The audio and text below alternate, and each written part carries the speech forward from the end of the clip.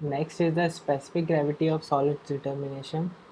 So for this also we use the pycnometer method, and the only difference between water content and here is that we take the soil in dry condition, and in the water content determination we took it in the moist condition. So here it is in the dry condition.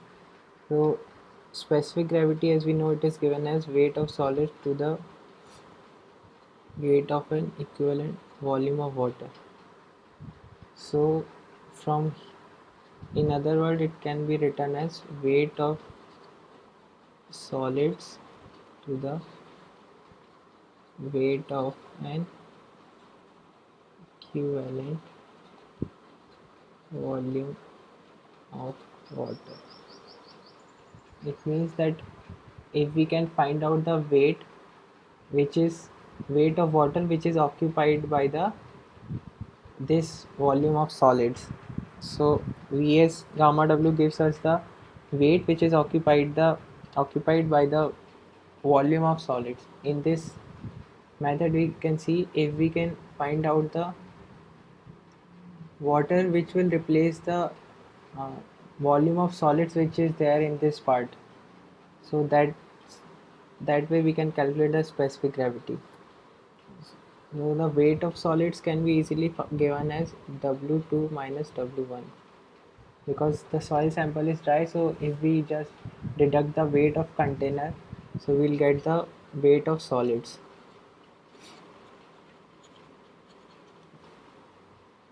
And for the weight of an equivalent volume of water, let's see, it can be done as W4 minus W1. So W4 minus W1 will give me the volume of water, sorry, weight of water which is there in this container.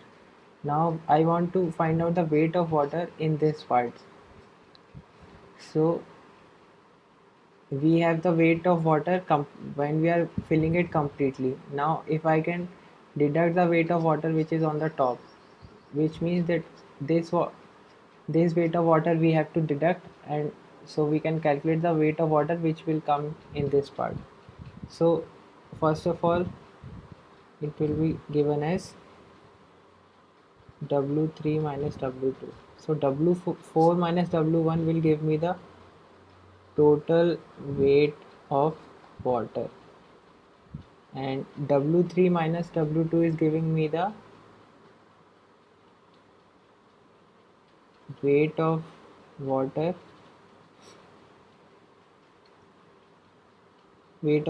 on the top, because if I deduct W2 from W3, so I'll be deducting the soil part. So it only the water which is there on the top will remain, and from the total if I remain the part which is on the top, so I'll get the weight of water which is which will occupy the part where soil is there. So the specific gravity can be written as W2 minus W1 divided by W4 minus W1 minus W3 minus W2.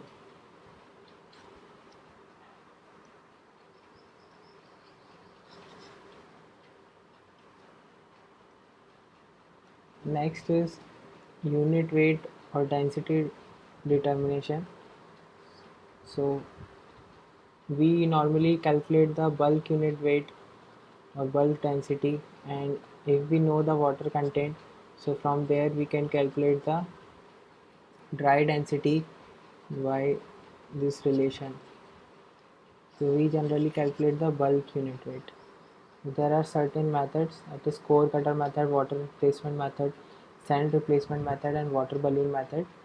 And the first two we use for cohesive soil, and the other two are generally used for cohesion less soil. So let's see what is the difference between them. First is the core cutter method. So this is used for the cohesive soils, and for this what we do, we take a cylindrical core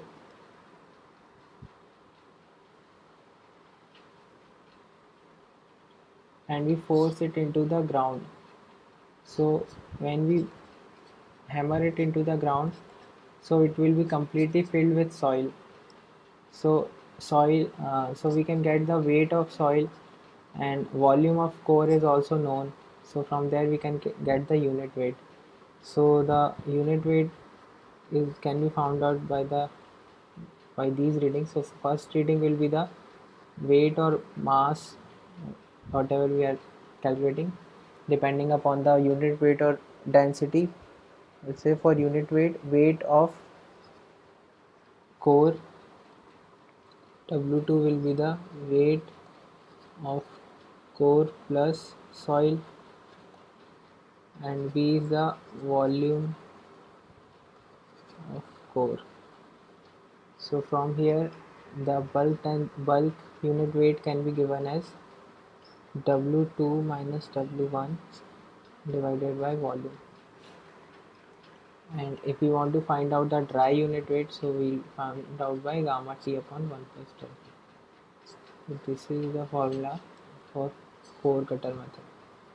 But there are some limitations, like we cannot use it for cohesionless soil, because we cannot cut out a core for a cohesionless soil. It will not hold, and it is only possible to find the unit weight when the soil is exposed to the surface, so we can drive this core into the ground. If it is at a point which is unreachable, then this method is of no use. Next is the water displacement method. This is also used for finding the unit weight of or density of the uh, cohesive soil. So it is possible for only for the soil for which we can take the lump sample. So definitely it is only possible for the cohesive soils. So we use the Archimedes principle in this case. And so how we use it, let's see. Let's say this is the lump sample and this container is filled with water, and obviously the density of soil is greater than the density of water. So when we immerse it, drop this sample into the water, so it will completely go down. And if it is going down, and if this container is fully filled up to the top, so some water will come out of this container, and the volume of water which is coming out of the container will be equal to the volume of sample. This because of the Archimedes principle.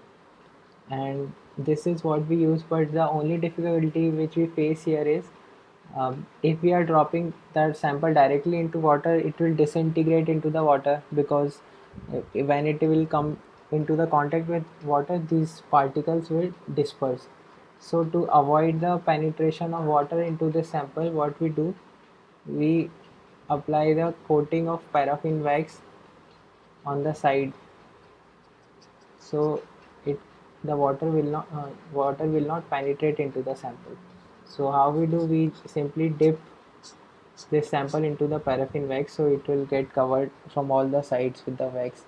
But the problem with this will be, as we are dipping it in paraffin wax, so the volume of this sample will increase, but we want to know the volume of just of the soil sample, but it is containing the volume of this wax also, so we need to deduct the volume of wax. So the equation will come down to that volume of soil will be equal to volume of water, which is volume of water displaced minus volume of wax. Now how do we find this volume of wax? First we take the reading of weight of soil, and then second reading will be weight of soil after dipping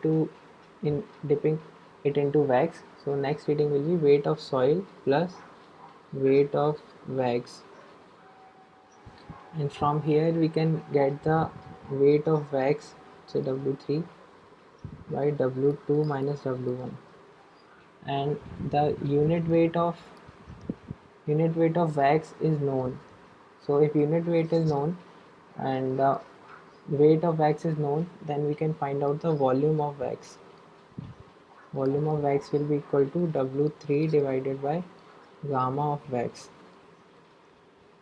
And so from using this equation we can calculate the volume of soil, volume of water minus W3 upon gamma wax. And if we have volume of soil and weight of soil also we have calculated, so gamma T can be calculated with W1 divided by volume of soil. And same procedure for the other things. So all the methods are differing in the calculation of the volume. Depending upon the soil, we have to change the methods for calculating the volume of the sample. Other things are remaining same. Next is sand replacement method.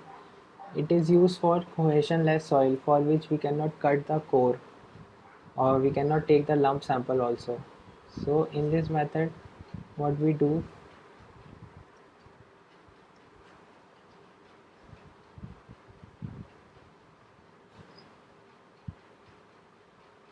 we dug a hole into the ground of required depth and we take out our sample. This is the hole and we take out the sample of sand or whatever the soil is there, cohesionless, and we find out the weight of that sample. It's a weight of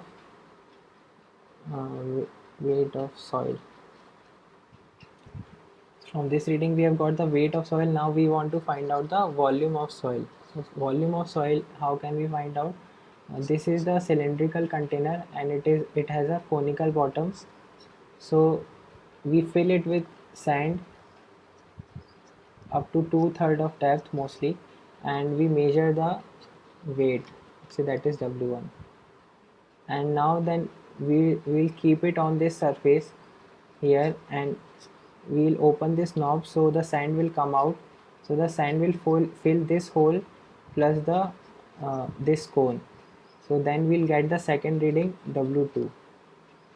And but what the problem is, we don't want the sand which is there in this cone because we just want the sand of the hole, the wall, so we can find out the volume.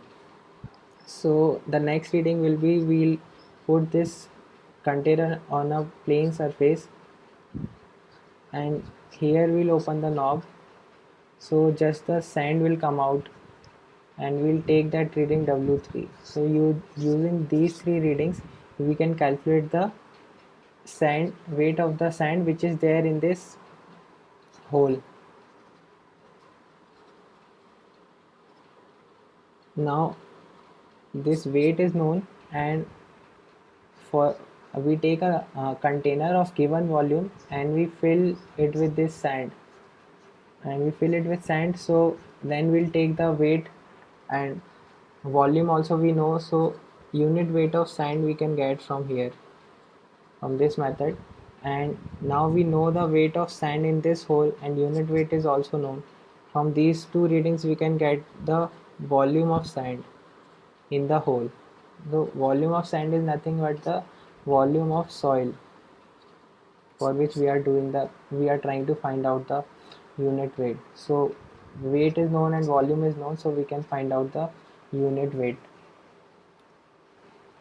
Next method is water balloon method. So this is again, here we are using another technique to find out the volume of the hole.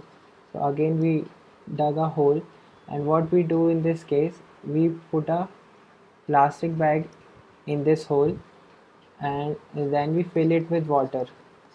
So then we can calculate the volume of water which is there in this hole. So weight we know and volume also we know from the volume of water. So from there we can calculate the unit weight. And that's it. So that's it for now.